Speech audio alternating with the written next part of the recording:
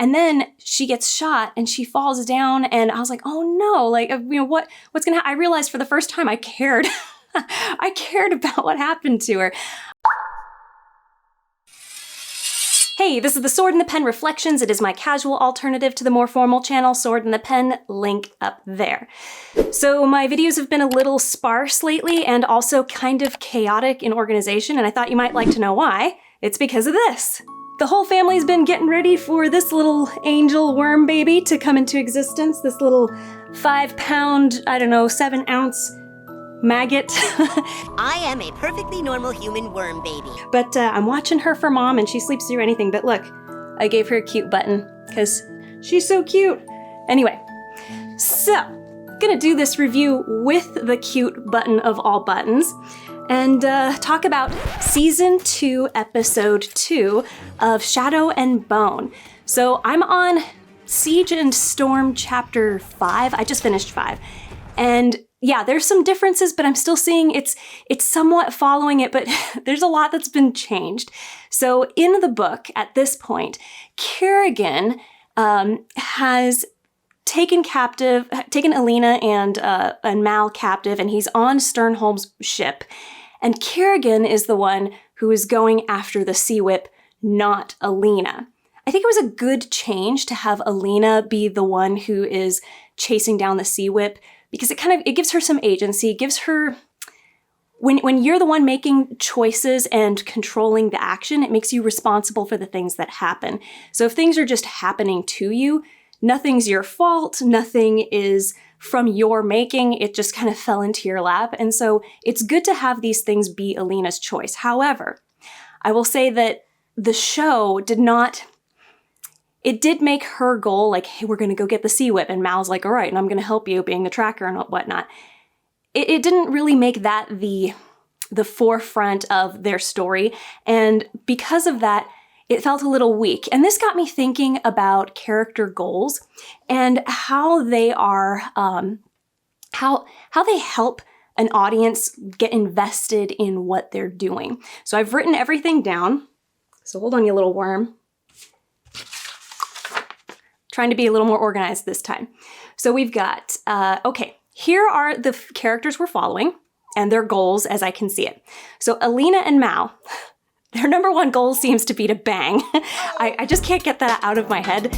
Every time that they seem to get alone together, it's this tone of like, oh man, it's too bad, we didn't have that night that we were planning on having together. It's just, yeah. So that's the number one goal for them. And number two goal is find the Sea Whip. But again, like I said, it was something that seemed to be like on the side.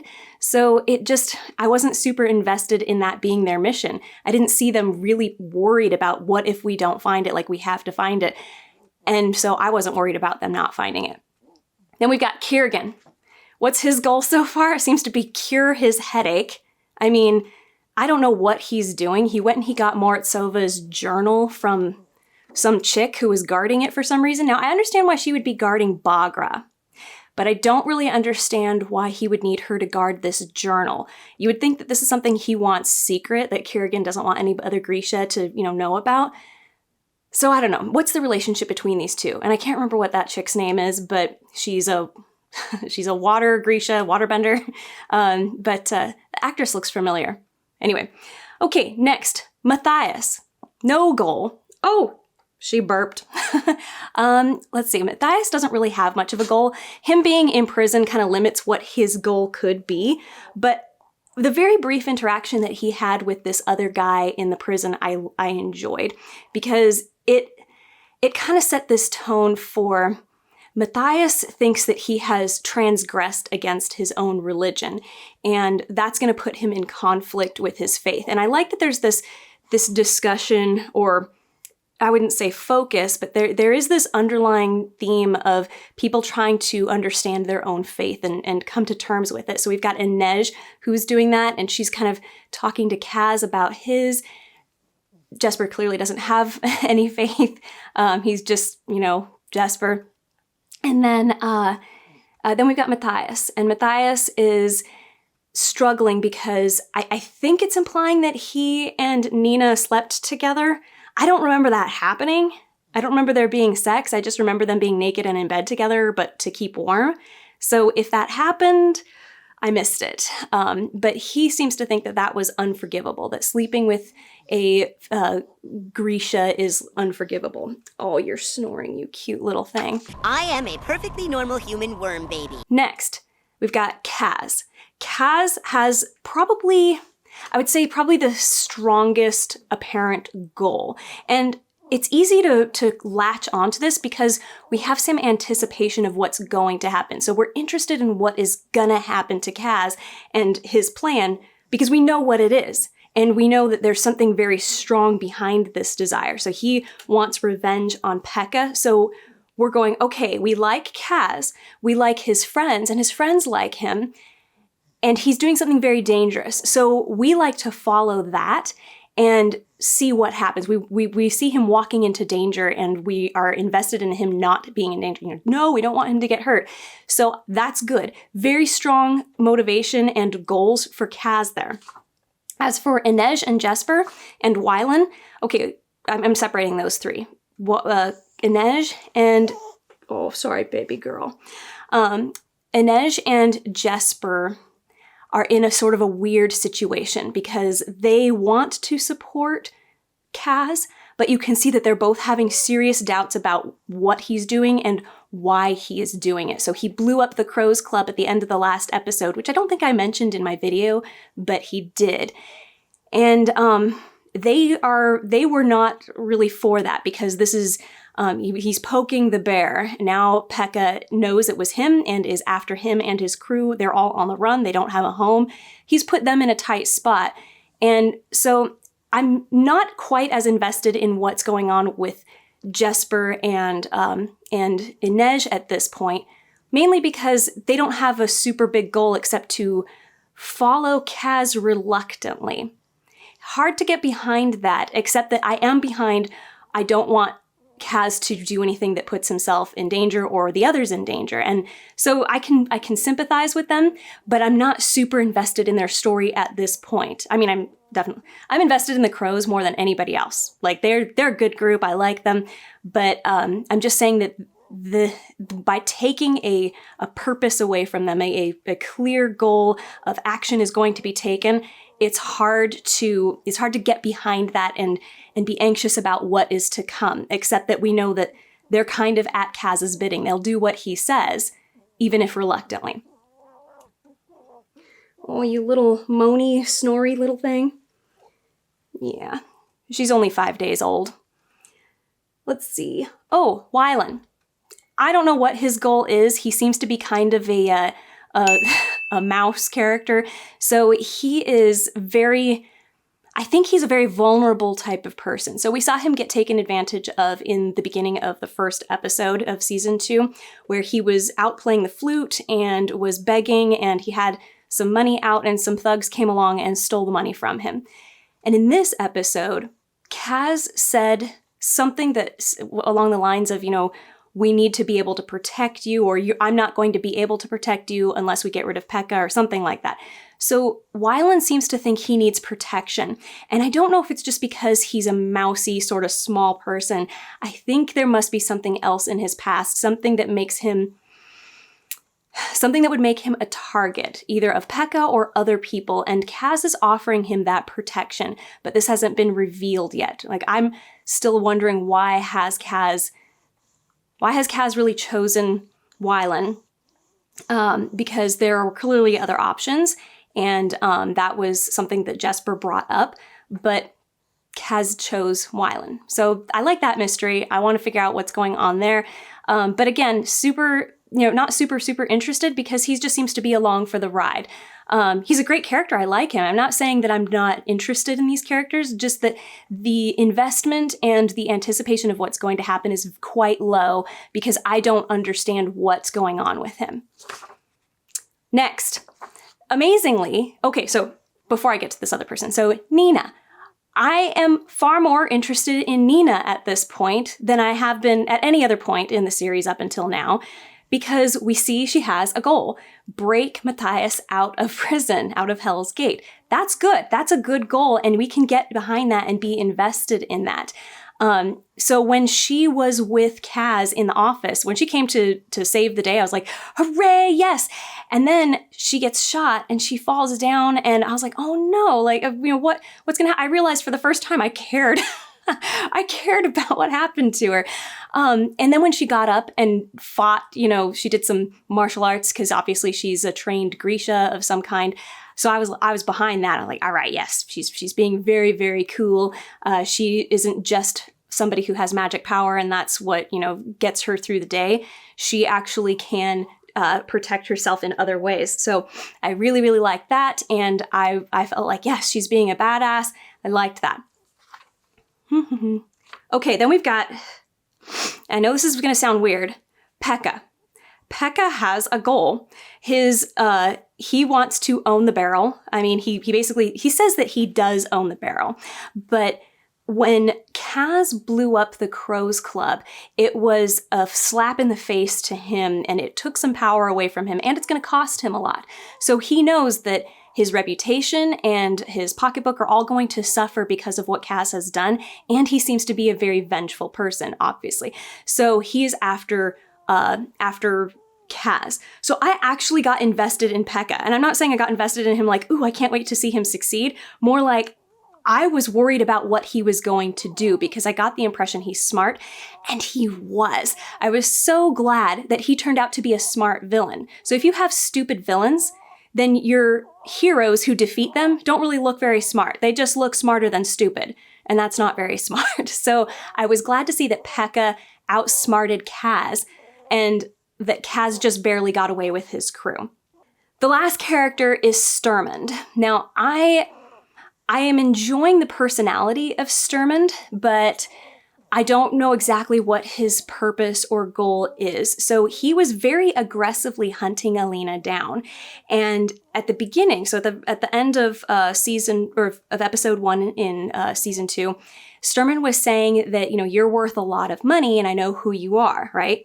Then we immediately jump back into that scene at the start of episode 2, and Alina, convinces him to go after the Sea Whip, which I thought was very weird that she would just blurt out what her goal is to a complete stranger, but she does. Tells him we're going after the Sea Whip, and he kind of flips right there on the spot, saying, oh, creature, that could save Ravka and, a lot of money and adventure, I'm in. He changed his mind awfully quickly, and I'm not buying it. So I think also, he does seem to have a sort of a patriotic heart. I think that's coming through pretty strong. And it happened when he started testing Alina, asking her things like, you're just going to abandon Ravka, you're just going to put them aside. And when she basically proved that no, that's not what she intends to do, he seemed to be excited about being involved in the mission. So this to me it was nice and subtle, but it was a strong enough flip in how he was behaving towards her because he was very confident and I've got you in my trap. And then he seemed to be like insulted that she was leaving Ravka, and then very much on board with her, with the revelation that she actually is trying to save Ravka. You're snoring, you little button worm.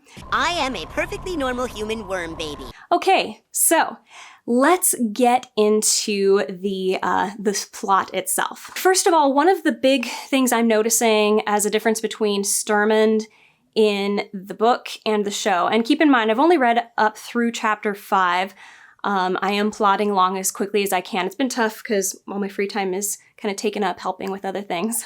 But he came across as more flirtatious in the book, specifically towards Alina. And it might be that I'm just hanging on to how he was with her in his first scene with her, but I don't know.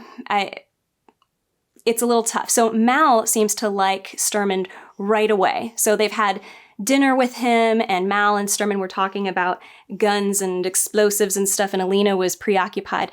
But Mal instantly liked Sturmund after spending lunch with him or dinner with him. In the show, however, Mal does not like him and doesn't trust him. and slowly comes over, again, over guns, which I thought was fun. You know, that, okay, I could see boys and their toys, you know, this is how they're going to bond. But I enjoyed that. I enjoy him more as a character who does not seem to be interested in Alina. And that, it's interesting because I found him more intriguing in the book for chapters 1 and 2 than I did in the show for episode 1. But now that we've moved on to episode 2, I'm liking his character more in the show than I am in the book. So we see less of him in the following chapters of the book, so chapters 3, 4, and 5, at least up to that point. But he's kind of off in the background. Most of the interactions are between Alina and Kerrigan and Genya and a little bit of Mal. And they don't really have much of a relationship with Sturmund. There's not been a whole lot of conversation with them. But at the end of chapter 5, Sturmund and his crew turn on Kerrigan and his gang. And so they get the sea whip. And once they've got hold of the sea whip, they turn on Kerrigan and they take the sea whip, and Kerrigan and all those guys are gone now and they're on their own. And I don't know, I'm liking Sturmund in the show, I think because we're getting more of him. So right away after he's told Alina and Mal that he likes, you know, that he's like, yeah, let's go on this adventure. And you get the sense that there's something more going on with Sturmund. You know, he says it's about money and whatnot, but his crew is very loyal. And loyalty like that doesn't, and they say that it's because he understands them. So there's a part where, I can't remember what the name of the girl is. One of the waterbender girls, and he's not they're heartrenders actually. So the two warrior brother and sister, they said that Sturmund understands Grisha and understands what it's like to be an outcast. And so they like that. And I'm sensing that he's a character who is maybe far more noble, especially when we saw the funeral. So there's a scene where we get a funeral with Sturmund. Talking a lot about Sturmund. I think he's intriguing me more than I suspect. But I think he's going to be an important character, not just this side captain character. So I'm liking what I'm seeing. I like what they're doing with him, and I'm interested to know more about him. When the dragon creature, the sea whip, its last thing, it's interesting. Okay, so I was a little unclear on this, but in the show, Alina asks one of the brother and sister Grisha Heartrender guys, she's got a shark tooth behind her ear. And she said, did your amplifier, did you see its last moments when you got your amplifier? And she said, yes, I saw my brother swimming towards me. So obviously she killed the shark creature while the brother was swimming towards it. And so that's the last thing that it saw. It saw the brother, and then it got killed from behind probably. So Alina says that the creature saw me reaching towards it. And I don't recall her seeing that in season 1. And this is a new thing. This is not in the book. So there's got to be some significance here that these visions mean something. Then she says, I'm also starting to see new things. I'm starting to see the sea whip and the firebird. And I'm going, how is that related to the creature showing you the last thing that it saw? Now, she does say that she had dreams about the stag before she knew that it existed and went after it. But I would like to have seen these visions of the sea whip and the firebird. Haven't had any of that. Okay, so the last thing that she sees of the dragon, so she gets fused with the dragon, is Mal glowing. The last thing that the sea whip saw was Mal, and it always went after Mal. So when they encounter it in this little cave area, it goes after Mal. And I remember thinking from the first season, and also from book 1 especially, actually it was more in book 1 than it was in the first season of the show, there's something up with Mal. There's something about him. He is magical. He can hear a sound when there's an amplifier nearby. I'm sort of wondering if he is an amplifier. I know that's weird, but I think he might be.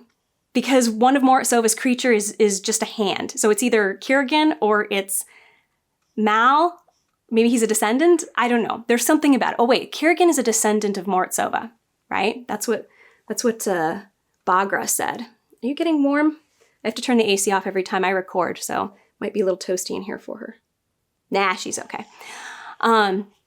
So that's that. There's something up with Mal clearly, and Alina knows it now.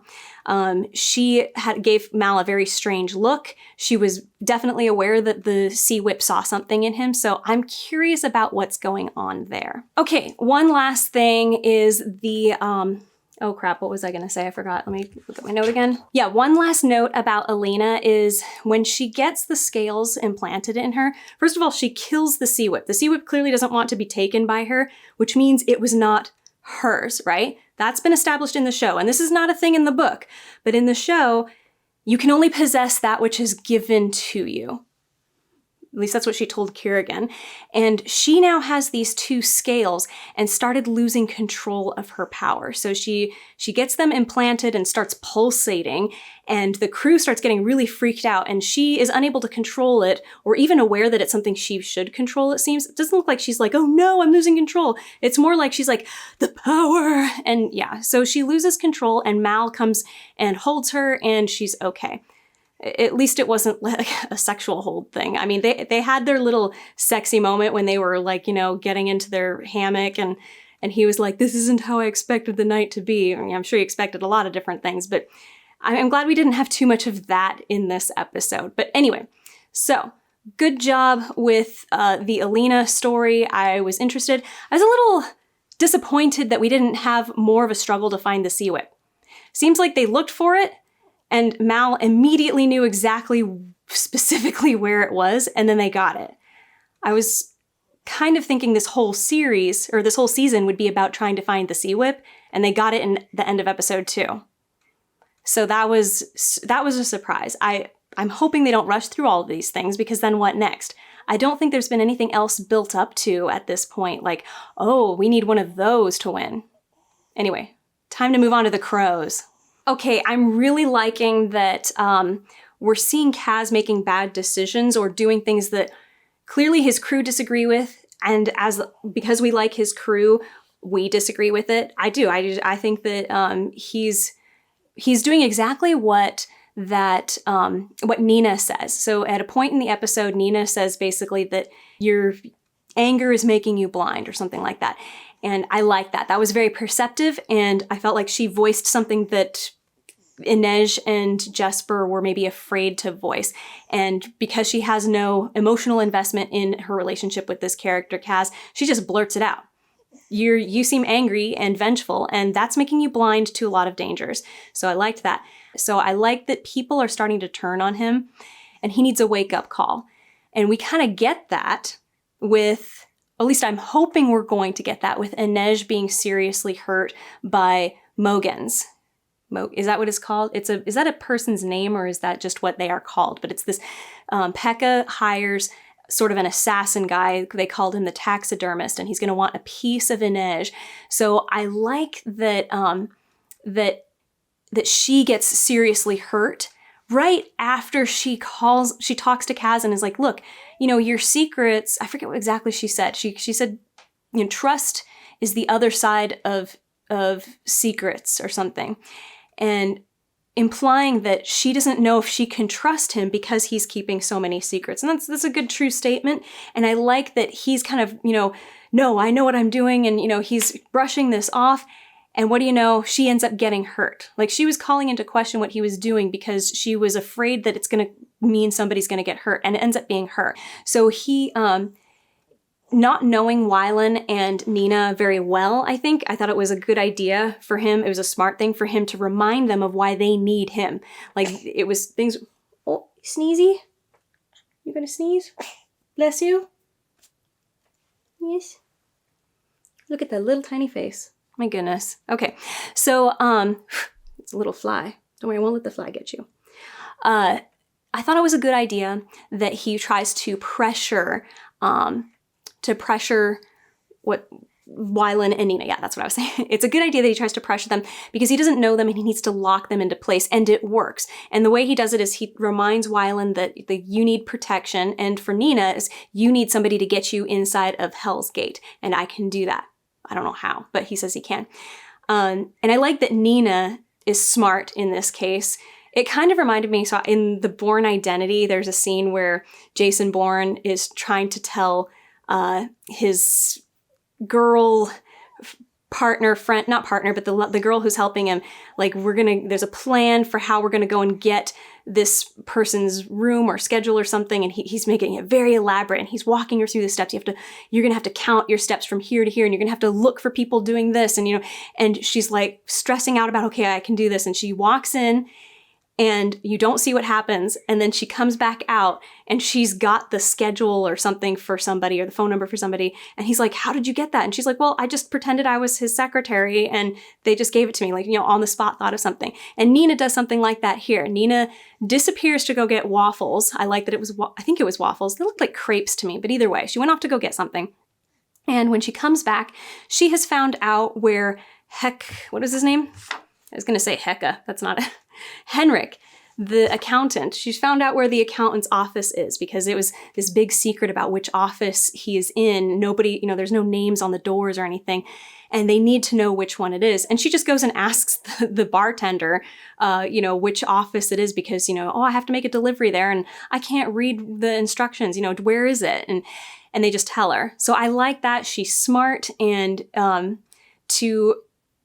to be that counterbalance to Kaz would be interesting. Like, if Kaz is always thinking and calculating and his plans are a little complicated, to have somebody who can take that idea and go, I can simplify that. That's a good, interesting combination. She'd be a good addition to the crew permanently. So I'd like to see if that happens, if that's what Nina's role is going to be. She also is very good in a tight spot. So there's that. Okay, there's a couple fight scenes with the crows that I have to comment on.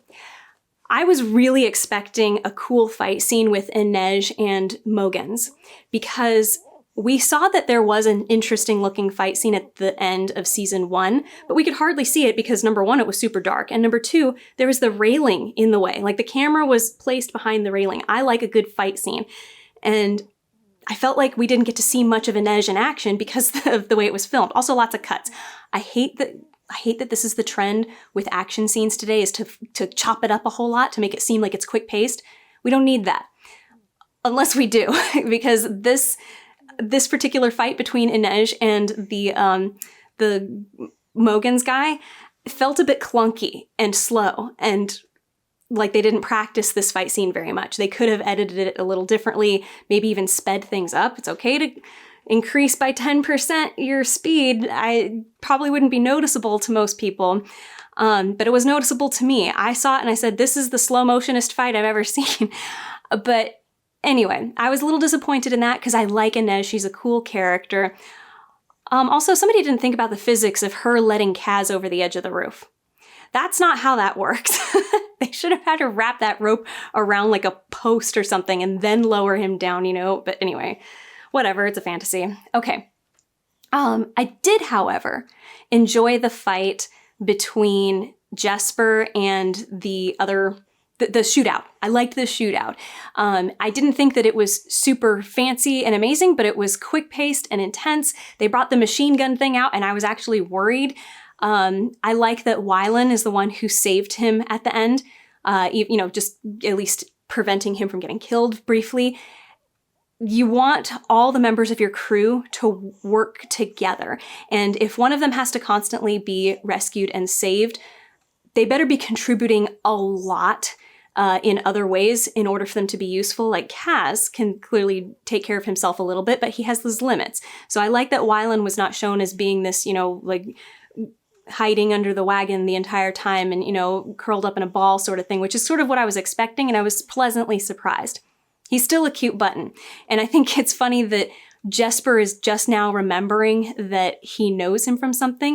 And it sounds like, did they go on a date once? Because he says, you bought me waffles or something. It's weird. I don't know. What other situation would this guy, it seems odd, but I guess it's possible. We know that Jesper is gay, so it's possible that Wylan is too.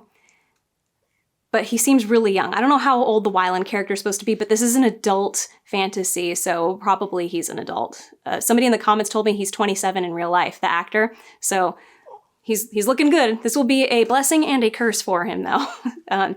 So anyway, I do like that once again, Kaz's last resort to get out was a bomb. I think this is going to be a thing for him. He's going to constantly be going to Wylan for bombs. But I do want a lot more from the Wylan character. His involvement in this crew needs to be more than just making bombs, because it seems like, it's like he's the guy in Batman who gives him all the gadgets and stuff. This is a character who's easily replaced. And when you have a crew like this, you don't want characters to be easily replaced. And so that's what we need to see, is we need to see that Wylan is somebody who has unique specialties that are especially useful to this crew, not just making bombs. Because as Jesper pointed out earlier, there are other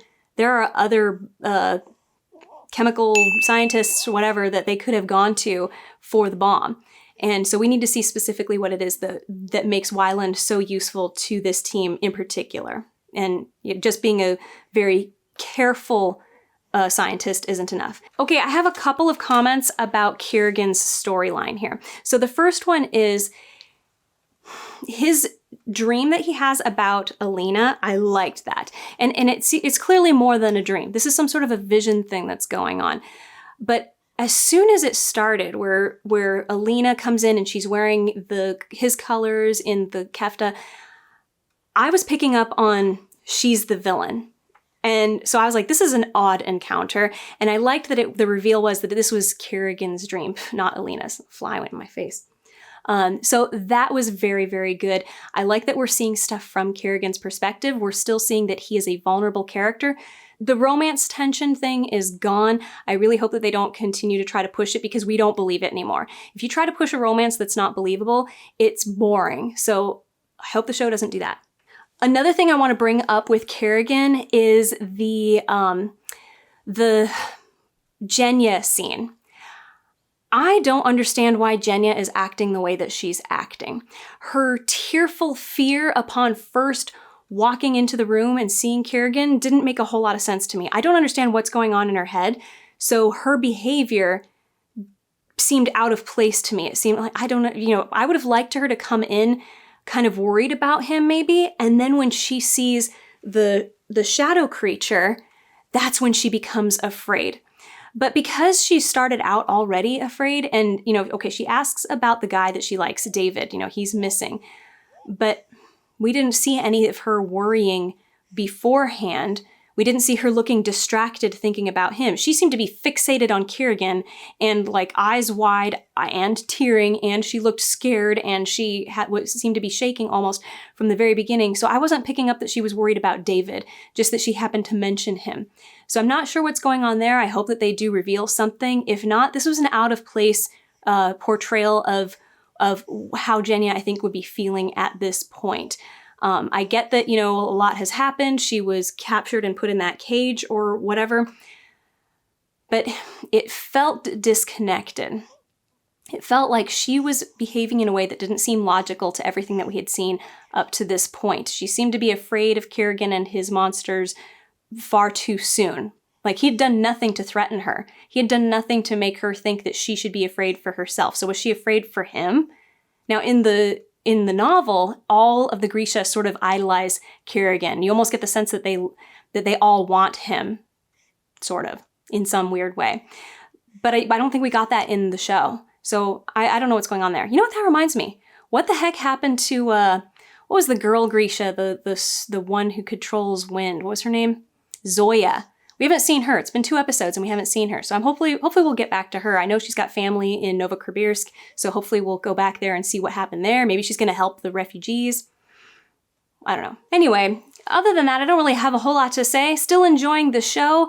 It seems to be moving a little bit faster paced than I was expecting, but that's not always a bad thing. I do hope that they ramp up some of the story and plot with non-Crow people so I can be more invested in them, but honestly, I'm enjoying everybody else so much that it's okay. You can slow down a little bit with the others. I'm all right with that. But anyway, let me know what you thought in the comments. Otherwise, please like, subscribe, hit the bell for notifications. If you're feeling really generous, please check out my Patreon or Ko-fi. I do prefer Ko-fi because they do not take a percentage of anything that you give to creators, whereas Patreon does. They take at least 10%. Until next time, be good to yourself. That's it.